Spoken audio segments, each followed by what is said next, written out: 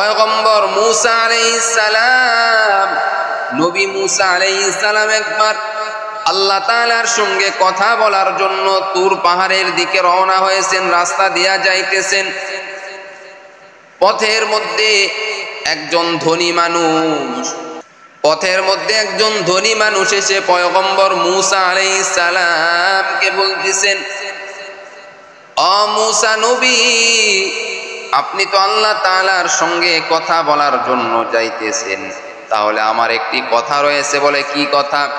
বলে, আপনি আল্লাহ তাআলাকে বলবেন, আল্লাহ তাআলা আমাকে অনেক ধন সম্পদ দিয়েছেন, অনেক টাকা পয়সা দিয়েছেন, অনেক কিছু দিয়েছেন।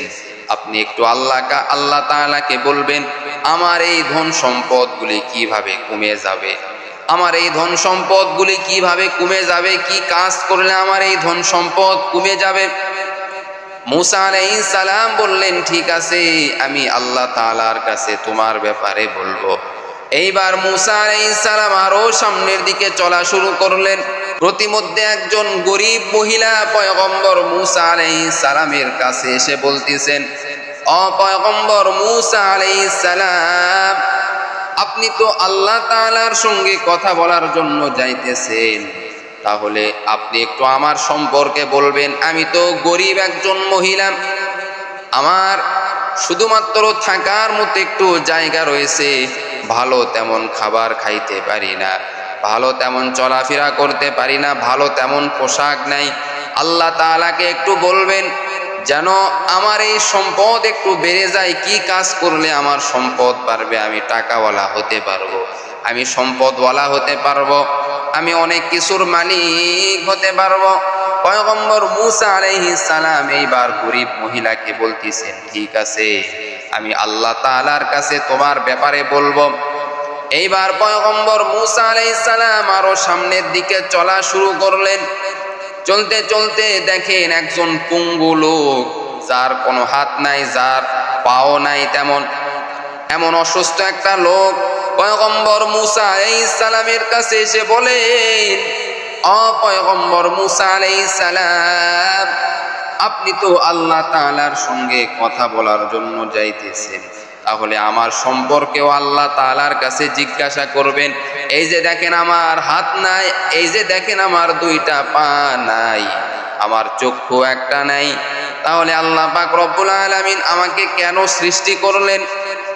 এইভাবে আমাকে কেন আল্লাহ তাআলা সৃষ্টি করলেন? আমাকে সৃষ্টি করে আল্লাহর কি লাভ হইতেছে একটু বলবেন? আল্লাহ তাআলাকে একটু বলবেন, আল্লাহ আমাকে কেন সৃষ্টি করলেন? আমার দ্বারা তো কোনো লাভ নাই, তাহলে আল্লাহ কেন আমাকে সৃষ্টি করলেন? মূসা আলাইহিস সালাম বলতেছেন, ঠিক আছে, তোমার ব্যাপারে আমি আল্লাহ তাআলার কাছে বলবো। এইবার পয়গম্বর মূসা আলাইহিস সালাম তুর পাহাড়ে চলে গেলেন আল্লাহ তাআলার সঙ্গে কথা বলার জন্য। মূসা আলাইহিস সালাম যাওয়ার পর আল্লাহ তাআলা বলতেছেন, ও পয়গম্বর মূসা, তুমি যে রাস্তার মধ্যে 3 ব্যক্তির সঙ্গে দেখা করেছো, 3 ব্যক্তি তোমার সঙ্গে দেখা করেছে, তারা যে তোমাকে যেই কথাগুলি বলেছে, প্রথম ব্যক্তি যে ধনী ব্যক্তি, সে তোমাকে বলেছে তার সম্পদ কিভাবে কমে যাবে, কি কাজ করলে তার সম্পদ কমে যাবে। ও মূসা, তুমি তাকে বলবা সে যেন আমার শুকরিয়া আদায় না করে, আমার শুকরিয়া আদায় যদি না করে, তাহলে তার সম্পদ আস্তে আস্তে কমতে থাকবে, তার সম্পদ একেবারে কমে যাবে, শেষ হয়ে যাবে, যদি আমার শুকরিয়া আদায় ওই বান্দা যদি ছেড়ে দেয়। 2 নাম্বার ব্যক্তি, গরিব ব্যক্তি, একজন মহিলা, গরিব একজন মহিলার সঙ্গে তোমার যে সাক্ষাৎ হয়েছিল, ওই মহিলা বলেছে যে সে অনেক গরিব, তার টাকা নাই, পয়সা নাই, শুধু থাকার একটি জায়গা রয়েছে, একটি বাড়ি রয়েছে, ছোট্ট একটা বাড়ি।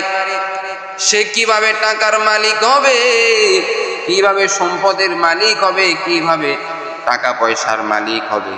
তাকে তুমি বলবা যে সে যেন আমি আল্লাহর শুকরিয়া আদায় করে, তাহলেই বেশি বেশি শুকরিয়া আদায় করলে, আলহামদুলিল্লাহ বলিয়া শুকরিয়া আদায় করলে, আমি আল্লাহ পাক রব্বুল আলামিন তার সম্পদ আমি আল্লাহ বাড়ায়া দিব। শুকরিয়া আদায় করলেই সম্পদ আমি আল্লাহ বাড়ায়া দিব। আর 3 নাম্বার ব্যক্তি যার সঙ্গে দেখা হয়েছিল, যার হাতও নাই, পাও নাই, একেবারে একেবারে দুর্বল মানুষ, যার একটা চোখও নাই, কোনোভাবে চলে এই জমিনের মধ্যে, সে তোমাকে বলেছিল যে তাকে সৃষ্টি করে আমি আল্লাহর কি লাভ হবে? ও মূসা, তুমি তাকে বলবা যে আমি আল্লাহ তাকে জাহান্নামের একটি গর্ত পূর্ণ করার জন্য আমি আল্লাহ তাকে সৃষ্টি করেছি। এইবার মূসা আলাইহিস সালাম আবার যখন আল্লাহ তাআলার সঙ্গে কথা বলে শেষ হয়ে যখন এইবার রাস্তা দিয়ে আসতেছেন, এইবার ধনী ব্যক্তি আবার দেখা করলেন। পয়গম্বর মূসা আলাইহিস সালাম বলতেছেন, ও পয়গম্বর মূসা আলাইহিস সালাম, আপনি আল্লাহ তাআলার কাছ থেকে শুনেছেন কিনা? এইবার মূসা নবী বলতেছেন, হ্যাঁ আমি তোমার ব্যাপারে শুনেছি। আল্লাহ তাআলা বলতেছেন, তুমি জানো শুকরিয়া আদায় না করো, শুকরিয়া আদায় না করলে তোমার সম্পদ সব কিছু ধ্বংস হয়ে যাবে।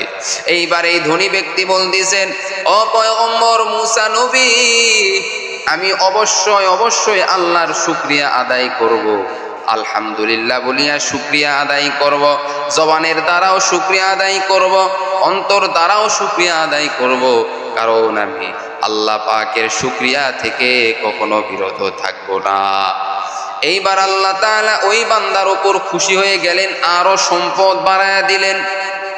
এইবার দ্বিতীয় ব্যক্তি, একজন মহিলা, গরিব মহিলা, এইবার পয়গম্বর মূসা আলাইহিস সালামের সঙ্গে আবার সাক্ষাৎ করলেন। ও মূসা নবী, আল্লাহ কি বলেছে বলেন? বলে আপনি যদি শুকরিয়া আদায় করেন তাহলে আল্লাহ আপনার সম্পদ বাড়ায়া দিবে। এইবার এই মহিলা বলতেছেন, ও পয়গম্বর মূসা আলাইহিস সালাম, আমাকে তো আল্লাহ তাআলা কিছুই দেয় নাই, আমাকে তো আল্লাহ তাআলা কিছুই দেয় নাই, কিসের আবার শুকরিয়া আদায় করব? এইবার আল্লাহ তাআলা ওই নারীর উপর আল্লাহ তাআলা বড় রাগান্বিত হয়ে গেলেন। ওই নারীকে আল্লাহ পাক রব্বুল আলামিন ওই মহিলাকে যা দিয়েছিলেন আল্লাহ তাআলা, সেগুলিও আল্লাহ তাআলা ছিনিয়ে নিলেন। আর আল্লাহ তাআলা মূসা নবীকে বললেন, ও মূসা, আমি আল্লাহ কি তাকে হাত দেই নাই, পা দেই নাই, জবান দেই নাই? সব কিছুতে আমি আল্লাহ তাকে দিয়েছি, তারপরেও কেন শুকরিয়া আদায় করলো না? এজন্য তাকে যে ছোট্ট একটা ঘর আমি আল্লাহ দিয়েছিলাম, এই ঘরটাও আমি আল্লাহ ধ্বংস করে দিলাম। এই ঘরটাও আল্লাহ তাআলা ধ্বংস করে দিলেন। তৃতীয় নাম্বার ব্যক্তির সঙ্গে মূসা আলাইহিস সালামের দেখা হয়ে গেল, প্রতিবন্ধীর সঙ্গে দেখা হয়ে গেল, যার দুইটা হাত নাই, যার দুইটা পা নাই।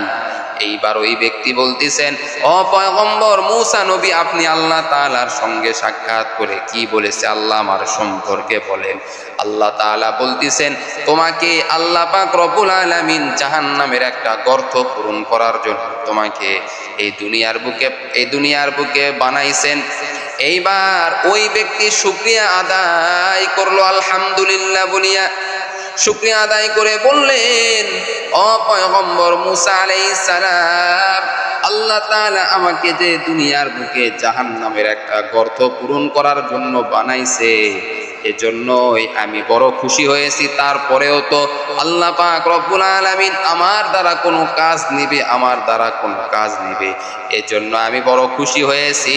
আল্লাহ তাআলা সঙ্গে সঙ্গে ওই ব্যক্তির দুইটা হাতের ব্যবস্থা করে দিলেন, দুইটা পায়ের ব্যবস্থা করে দিলেন। আবার ওই ব্যক্তিকে আল্লাহ পাক রব্বুল আলামিন সুস্থতার নিয়ামত দান করলেন। এজন্য আল্লাহ পাক রব্বুল আলামিনের শুকরিয়া আদায় সর্বদা আমাদের করতে হবে। আল্লাহ পাক রব্বুল আলামিন আমাদেরকে যে হাত দিয়েছেন এটাই বড় নিয়ামত, পা দিয়েছেন এটাই বড়ই নিয়ামত, দুটা চক্ষু দিয়েছেন এটা বড় নিয়ামত।